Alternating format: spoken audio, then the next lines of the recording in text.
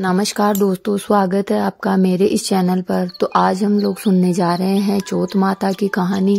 भादुड़ी चौथ या इसे संकष्टी चौथ भी कहते हैं। आज के दिन चौथ माता का व्रत किया जाता है और कहानी सुनी जाती है। कुंवारी कन्याएं अच्छे वर के लिए और स्त्रियां अपने पति की लंबी उम्र के लिए यह व्रत करती है। तो एक गांव में एक बूढ़ी माई और उसका एक बेटा रहता था।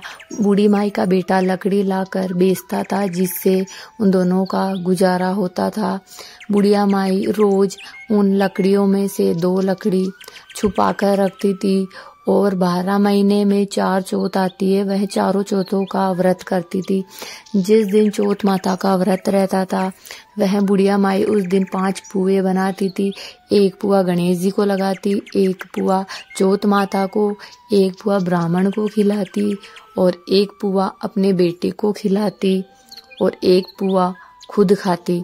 एक दिन बुढ़िया का बेटा अपनी पड़ोसन के यहाँ गया तो वह पुए बना रही थी। तो उसने पूछा कि आज क्या है, तुम पुए क्यों बना रही हो? तब वह बोली, मैंने तो आज ही बनाए हैं, पर तेरी माँ तो हर चौथ को पुए बनाती है।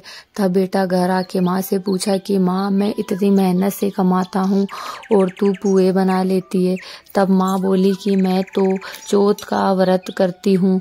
तब बेटा बोला कि या तो तू चौथ माता को ही रख ले या मुझे रख ले। तब बुढ़िया माई बोली कि मैं तो तेरे लिए ही उपवास करती हूँ, तो मैं तुझे छोड़ सकती हूँ, पर चौथ माता को नहीं।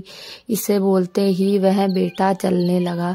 तो बुढ़िया माई ने आवाज लगाई और बोला कि तू जा रहा है तो ये आंखें लेते जा, जहाँ भी तुझे कोई दिक्कत आए तो इन्हें पूर देना।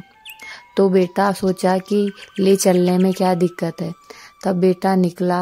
रास्ते में उसे खून की नदी मिली, लेकिन नदी से बाहर निकलने का कोई भी रास्ता नहीं था। तो बुढ़िया के बेटे ने हाथ जोड़कर चौथ माता से कहा, हे चौथ माता, अगर तू सच्ची है तो मेरे जाने का रास्ता बना दे।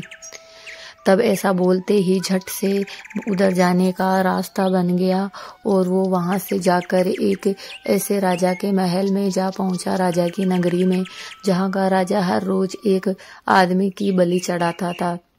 वह जाते ही वहां एक बुढ़िया से मिला, जो कि बुढ़िया जोर जोर से रो रही थी।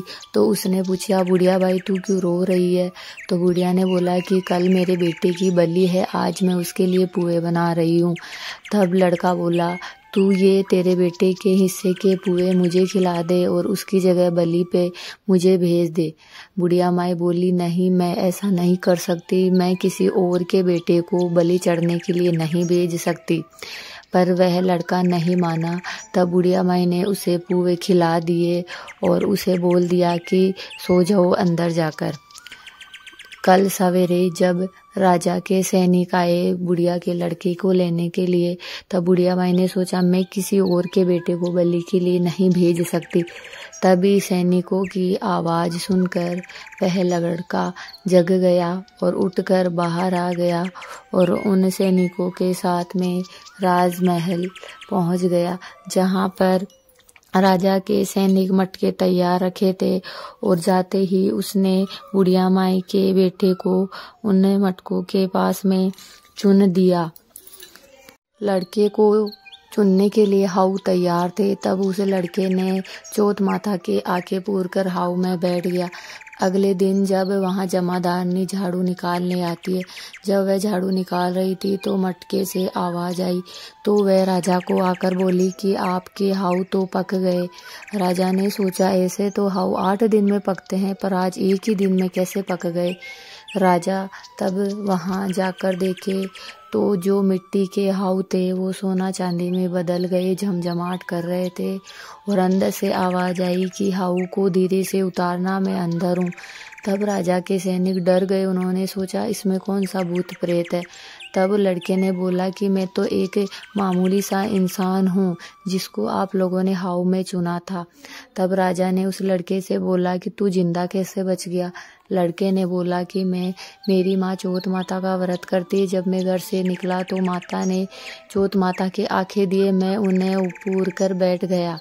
राजा ने ये बात सुनकर बहुत प्रसन्न हुए और राजा ने उस लड़के की शादी अपनी सबसे बड़ी बेटी या अपने सबसे लाडली बेटी की शादी उससे करवा दी और खूब धूमधाम से शादी करके धन दौलत देकर उन्हें विदा कर दिया। लड़का अपनी पत्नी को लेकर माँ के पास पहुँचा और माँ से माफ़ी मांगी। हे चौथ माता, जैसे उस बुढ़िया के लड़के के ऊपर आपने कृपा बनाई, वैसे कहते सुनते सब पर अपनी कृपा बनाए रखना। हे संकष्टी चौथ माता।